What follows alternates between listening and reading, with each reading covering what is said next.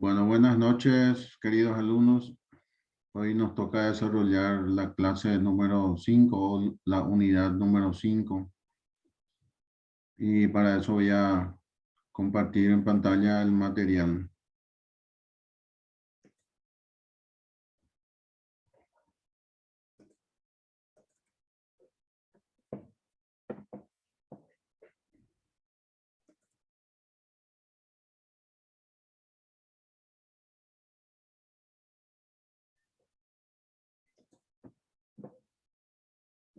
Pueden visualizar. Sí, Sí, profe, pero no el material.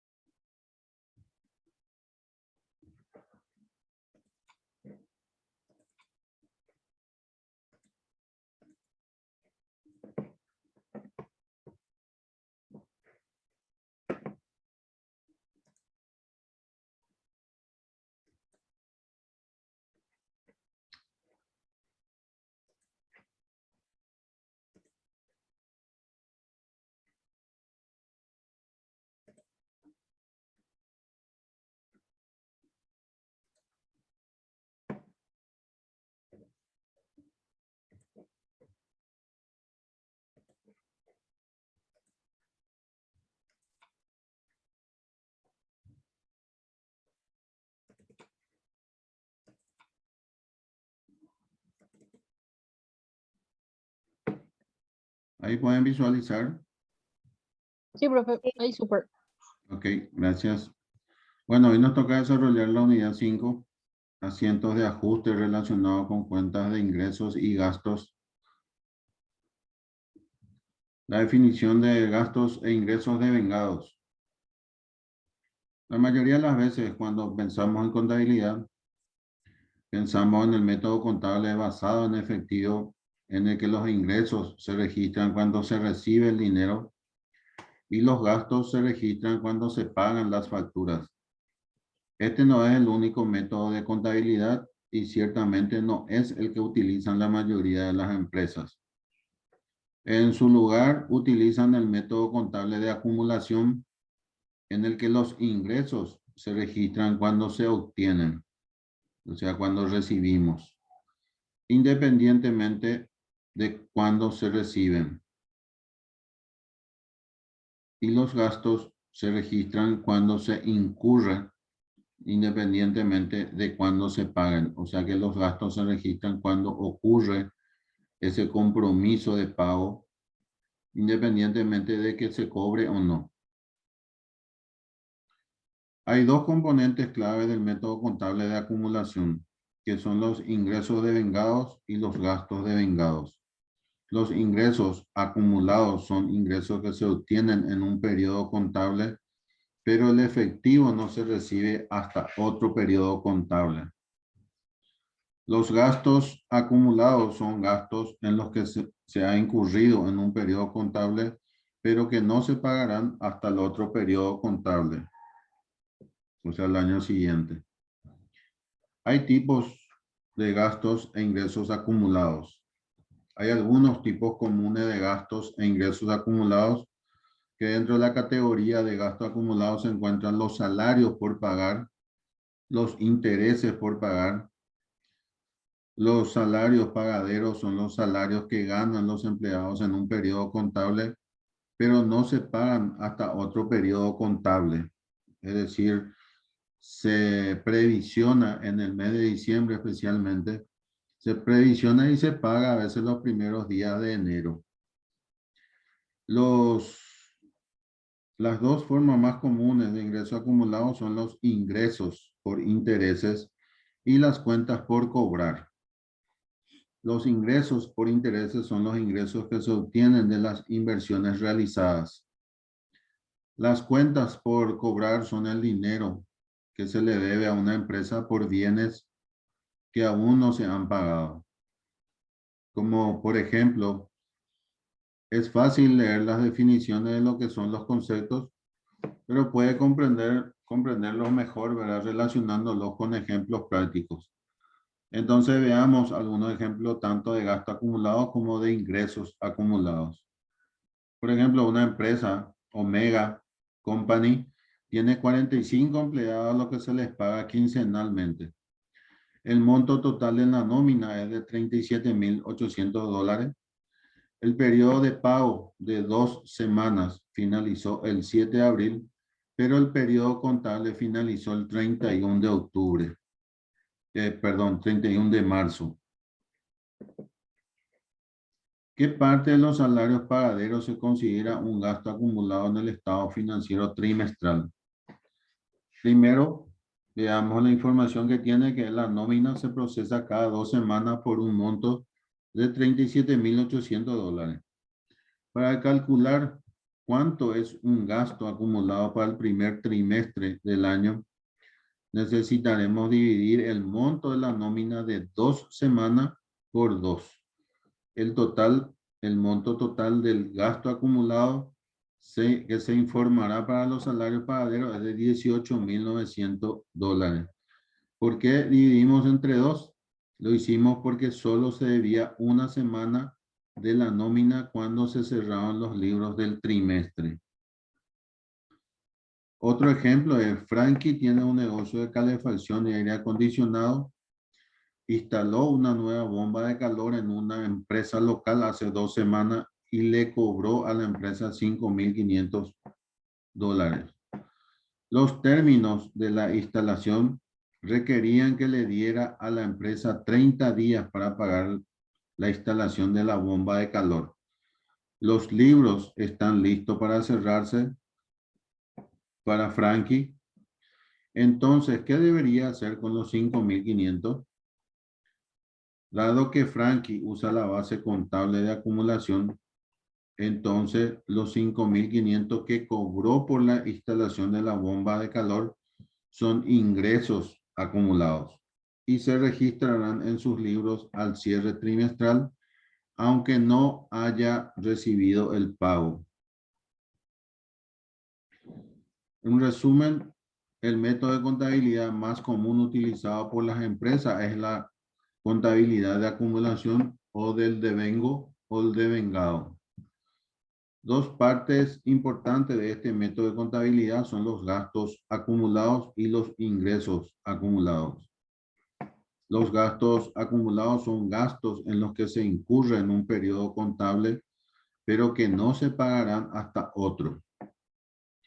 Los principales ejemplos de gasto acumulado son los salarios por pagar y los intereses por pagar. Los salarios a pagar son los salarios que ganan los empleados en un periodo contable, pero que no se pagan hasta el siguiente. Mientras que los intereses a pagar son los gastos por intereses en los que se ha incurrido, pero que aún no se han pagado. Los ingresos acumulados son los ingresos obtenidos en un periodo contable, pero no recibidos hasta el otro. Las formas más comunes de ingresos acumulados registrados en los estados financieros son los ingresos por intereses y las cuentas por cobrar. Los ingresos por intereses son el dinero obtenido de las inversiones, mientras que las cuentas por cobrar son el dinero que se debe a una empresa por bienes o servicios que aún no se han pagado. Los ingresos acumulados y los gastos acumulados son parte integral de los informes de los estados financieros porque ayudan a brindar la imagen financiera más precisa de una empresa. ¿Qué es un gasto acumulado? Un gasto acumulado o devengado se refiere a cualquier gasto realizado que se ha reportado en los libros contables durante un periodo en específico, pero de los cuales no se ha realizado ningún pago todavía. Hay ciertos gastos, por ejemplo, servicios públicos, sueldos y salarios, alquileres y pago de seguros, en los que la empresa puede incurrir durante un periodo contable pero no pueden ser pagados hasta una fecha posterior. Estos gastos generalmente se encuentran en los pasivos corrientes en el balance general de una empresa. Un ejemplo de este tipo de gastos sería la compra de un seguro para un auto. La empresa puede comprar el seguro válido por un año y hacer el pago en efectivo completo. Sin embargo, la empresa no va a reportar el gasto hasta que los meses empiecen a transcurrir y el seguro sea usado. Por ejemplo, si la empresa compra un seguro por $1,200, esta solo reportaría $120 durante cada mes que el seguro se use. Este tipo de transacción está basado en el método de contabilidad de vengado. Desde el punto de vista contable, la empresa tendría un crédito en su cuenta de seguros prepagados, ubicada en los activos corrientes en el balance general y reportaría un débito en su efectivo. ¿Por qué un gasto acumulado es importante? A pesar de que los gastos de vengado no se pagan de manera inmediata, estos pagos acumulados se reflejan en el balance general durante el periodo en el que se incurren. Esto va en línea con el método de contabilidad de vengado, donde los gastos se reconocen en el periodo donde incurren y no cuando el efectivo cambia de mano. Una vez que se hace el pago, el gasto acumulado se elimina del balance. En el ejemplo mostrado se ve claramente cómo funcionan los gastos acumulados. ¿Qué son los ingresos acumulables y en qué momento se acumulan?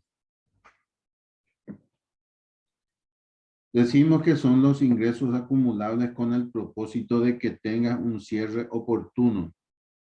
A continuación mencionaremos qué son y cómo se identifican. Los ingresos acumulables son aquellos que hay durante el ejercicio fiscal y que deberás considerar para fines del pago del impuesto sobre la renta. Quedarán excluidos todos aquellos que por la misma ley puedan ser considerados como no acumulables, así como los no ingresos. ¿Qué son los ingresos acumulables? Se consideran ingresos acumulables todos aquellos que las personas morales hayan tenido en el ejercicio. Estos pueden ser de los siguientes tipos: en efectivo, en bienes, en servicio, en crédito proveniente del establecimiento en el extranjero, el ajuste anual por inflación, los determinados por la autoridad, los derivados de la transmisión de propiedad de bienes con pago en especie, de las ganancias derivadas de la enajenación de activos fijos, terrenos, títulos, valor, partes sociales o aportaciones de participación patrimonial, de los provenientes de construcción o mejora de inmuebles, de la recuperación de créditos incobrables, de las cantidades recibidas para hacer pagos por cuenta de terceros, de los intereses devengados a favor y de los préstamos. ¿Cuándo se acumulan los ingresos? En el caso de la enajenación de bienes o prestación de servicios, la acumulación se dará: 1. Cuando se expida el comprobante fiscal o la factura. 2. Cuando se envíe o entregue materialmente el bien o se preste el servicio. Y tercero, o cuando se cobre o sea exigible total o parcialmente el pago. En el caso del otorgamiento del uso o goce temporal de bienes, será de esta forma. Primero, cuando se cobren total o parcialmente las contraprestaciones. Segundo, las contraprestaciones sean exigibles. Y tercero, cuando se expida el comprobante fiscal. Ingreso diferido.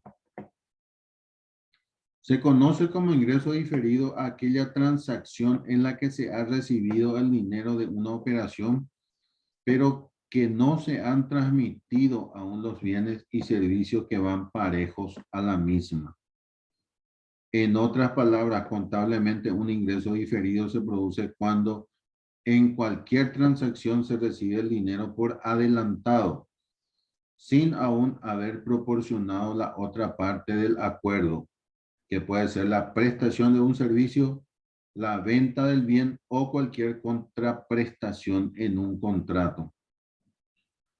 Los ingresos diferidos no se conocen como un ingreso real, ya que no afectan a la ganancia o pérdida neta en el patrimonio, por lo que hasta que ésta no se produjese, no podría indicarse ingreso propiamente dicho. Por esta razón, no van a la cuenta de resultados de una organización, sino que van al pasivo de la misma. Por ser una obligación o un derecho en el caso de la parte contraria y un depósito por parte del tenedor. Una referencia contable. El término diferido o anticipado es una forma de registro contable que se realiza para cuantificar un derecho u obligación por una de las partes, ya sea como derecho a recibir algo, en el caso de dar un adelanto, un pago adelantado, un ingreso diferido para la otra parte, o el derecho a prestar un servicio, en el caso contrario. En la práctica, supone un registro contable para recoger un crédito o débito en función de cuándo se han realizado las contraprestaciones. Una vez que los bienes o servicios son prestados, los ingresos diferidos son anulados y se registran un nuevo concepto de ingreso real que irá e incidirá sobre la cuenta de resultados, ya que en este caso se reconoce una entrada real de dinero correspondiente a la otra parte de la transacción. Ajustes, gastos e ingresos diferidos. Los devengados y los diferidos en el ciclo contable implican el tiempo en el cual las entradas de ingresos y los gastos son anotados en sus cuentas respectivas. Los ingresos devengados son colocados en un diario contable una vez que el gasto e ingreso diferido es ganado, independientemente de si una empresa ha previsionado el dinero físico. Esto puede ser ocasionado no por no ajustes enviado a la factura o cuenta de cobro respectiva y por consiguiente no han sido cancelados. Los ingresos diferidos son utilizados por los contadores para repartir los ingresos a través del tiempo. Estos registros se preparan en contabilidad al final del periodo y se conocen con el nombre de asientos de ajustes y se busca que la utilidad del periodo no aparezca. Gastos acumulados causados por pagar o gastos, ajustes por gastos ingresos pagados por anticipados, diferidos o prepagados. Al final de cada periodo contable se deben hacer los asientos de ajustes para que el ingreso ganado quede reflejado en las cuentas independientemente de que haya sido cobrado. Y al igual que las rentas, los gastos requieren también de los ajustes con el propósito de asegurar que todos los gastos en que se ha incurrido. Los ajustes contables. Todo lo que suceda en el negocio debe registrarse en el sistema contable para que el diario y el mayor contengan un historial completo de todas las operaciones mercantiles del periodo. Si no se ha registrado una operación o transacción, los saldos de las cuentas no han tenido movimiento. Balance de prueba no ajustado y ajustado. El saldo de prueba no ajustado versus el ajustado. En el mundo de los números, donde las reglas contables, un balance de prueba es una herramienta que es muy esencial, un error en la revista y todo el libro mayor se derrumbará. Un balance de prueba contiene todas las cuentas en el libro mayor de un determinado negocio. Las listas de cuentas pueden contener activos y pasivos, así como ingresos y gastos. Los contadores están tomando las precauciones necesarias para que las dos partes mantengan el equilibrio. De lo contrario, se produce un error en el proceso y tienen que repetir todo lo que hicieron nuevamente. O sea que si tenés una pequeña diferencia en algún lado, tenés que empezar a controlar todito de punta a punta otra vez. Un balance de prueba ajustado es aquel que presenta el listado total de todos los saldos de cuentas y títulos en el libro de contabilidad, después de que se hayan realizado todos los ajustes en un periodo determinado. Por otro lado, es un paso inteligente utilizar siempre un saldo de prueba no ajustado, especialmente después de cada registro de las transacciones contables en un mes.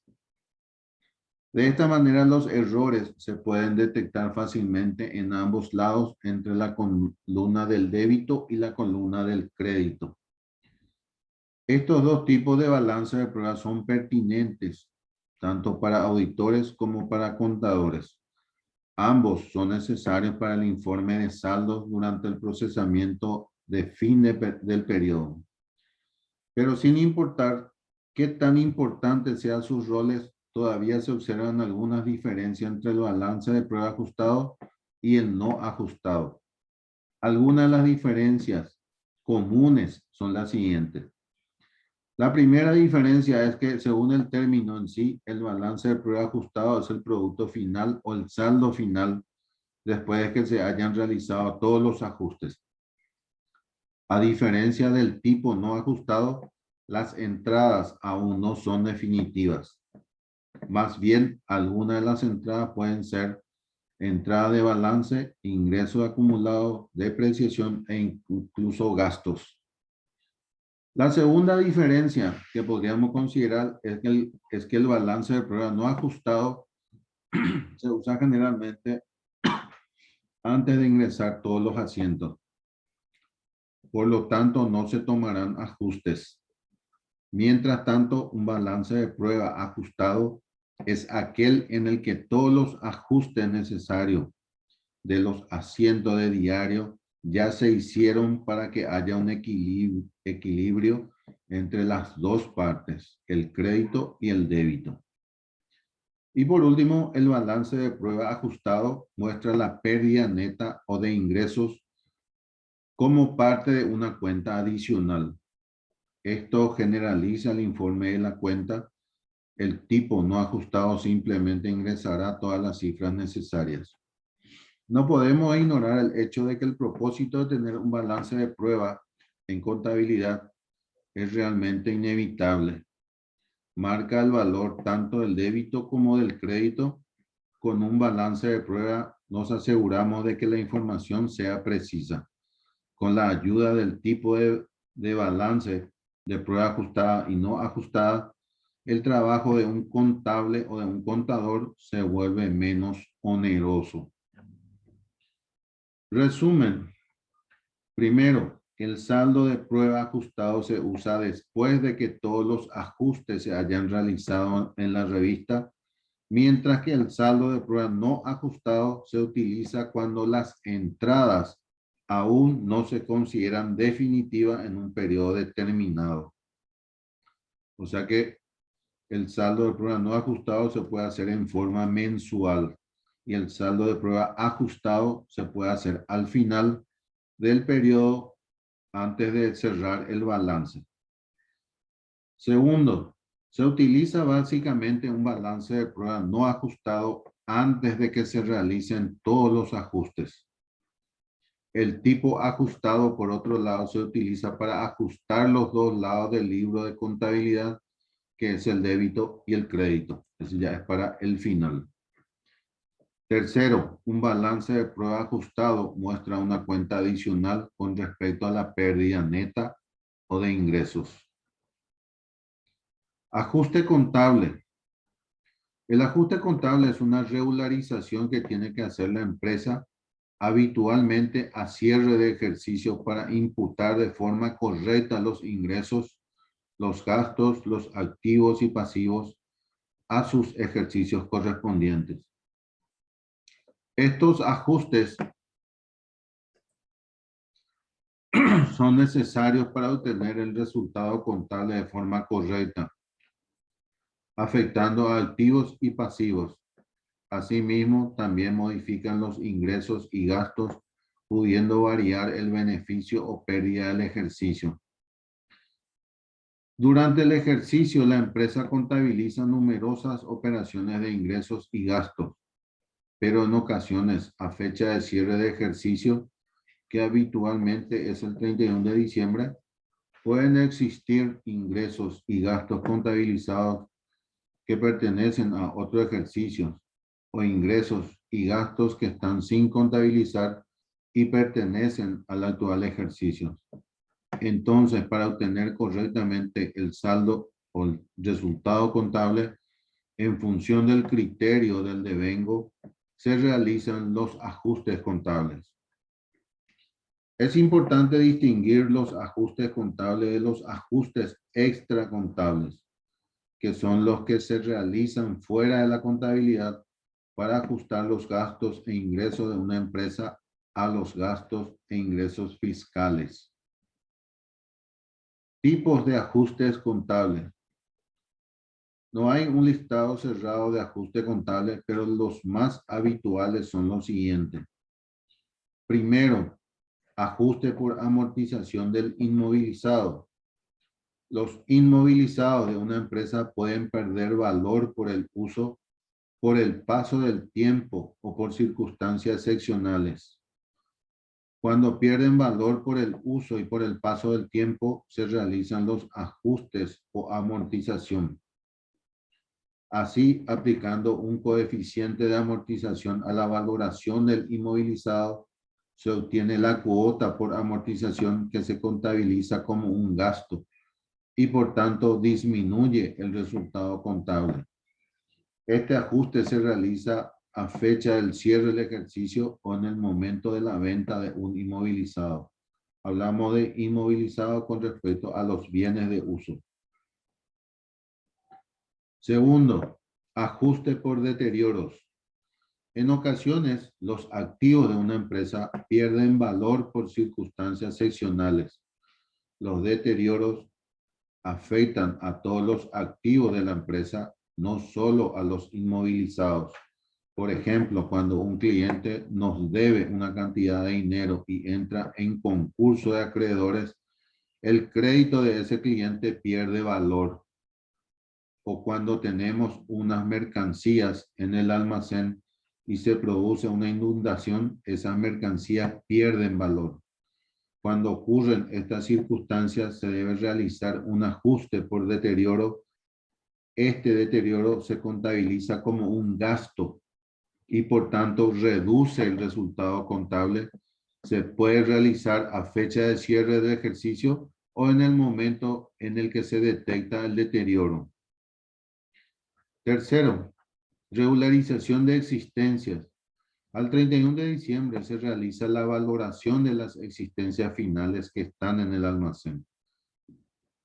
Se calcula la diferencia con respecto a las existencias iniciales del almacén a fecha del 1 de enero, el denominado asiento de variación de existencia. Si aumentan las existencias, se contabiliza como un ingreso, mientras que si disminuyen, se contabiliza como un gasto. Cuarto, periodificación de gastos e ingresos anticipados. Este ajuste nos permite imputar los ingresos y los gastos al ejercicio que corresponda. Son ingresos y gastos que hemos contabilizado en el ejercicio actual, pero que realmente pertenecen a ejercicios futuros. De ahí la denominación de gastos o ingresos anticipados. Y a continuación se muestra un ejemplo de gastos anticipados.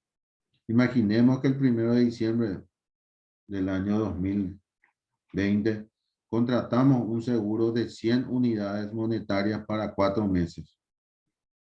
Al 31 de diciembre nos damos cuenta que hemos contabilizado un gasto por seguros de 100 unidades monetarias, pero al año 2020 solo se debería imputar un mes de los 4 de duración del seguro. Es decir, al año 2020 se le deberían imputar 25 unidades monetarias y al año 2021 se le deberían imputar 75. Por tanto, al 31 de diciembre se realizaría un ajuste por gastos anticipados para imputar únicamente 25 unidades monetarias y no las 100 unidades monetarias que se contabilizaron el 1 de diciembre. La periodificación siempre se realizará en fecha del cierre del ejercicio, que es el 31 de diciembre. Quinto, ajustes por revalorización de activos y pasivos. En ocasiones existe la obligación legal de contabilizar la revalorización de activos y pasivos. Si es así, se tiene que realizar un ajuste por revalorización de activos o pasivos a fecha de cierre del ejercicio. Este ajuste solo se realiza si el legislador así lo ha establecido. Y a continuación se muestra un ejemplo de revalorización de activos. Normalmente esto es lo que se llama el tema del revalúo. Por ejemplo, a fecha del 1 de junio hemos adquirido 100 acciones de una empresa cotizada a 10 unidades monetarias por acción. El Plan General de Contabilidad establece que al 31 de diciembre hay que realizar una revalorización de las acciones por su valor de cotización. Y a fecha 31 de diciembre estas acciones cotizan a 15 unidades monetarias por acción. Entonces tenemos que realizar un ajuste por revalorización de 500 unidades monetarias, que son 100 unidades por 15 unidades menos 10. Estas 500 unidades son un ingreso. La reclasificación. En este cuadro, en el número 5, ajuste por revalorización, también entran las monedas extranjeras que se cotizan al principio de años por un cierto monto y por otro monto normalmente al cierre del ejercicio. Es lo que crea o se hace la diferencia de monedas extranjeras. Sexto, reclasificación de largo a corto plazo. Finalmente, hay deudas y derechos de cobro que al 31 de diciembre están contabilizadas a largo plazo, pero al pasar al año siguiente son de corto plazo y así deberían estar contabilizados. Cuando ocurre esto, debemos realizar la reclasificación de largo al corto plazo y con un ejemplo se entenderá la mejor manera. El 1 de abril del año 2020 contraemos una deuda que tenemos que devolver en 15 meses, es decir, el 1 de julio del año 2021. A fecha del 1 de abril del año 2020 la contabilizamos como deuda a largo plazo porque es más de 12 meses. Sin embargo, cuando llega el 31 de diciembre del año 2020, solo quedan 6 meses para que tengamos que devolver esa deuda. Por lo tanto, tendremos que reclasificar esa deuda a corto plazo porque es a menos de 12 meses. ¿Alguna pregunta hasta acá? No, profe, yo tengo claro. Bueno, hasta acá hemos llegado por el día de hoy. Así que nos veremos el próximo lunes. Genial. Profe, va a terminar tu tiempo, menos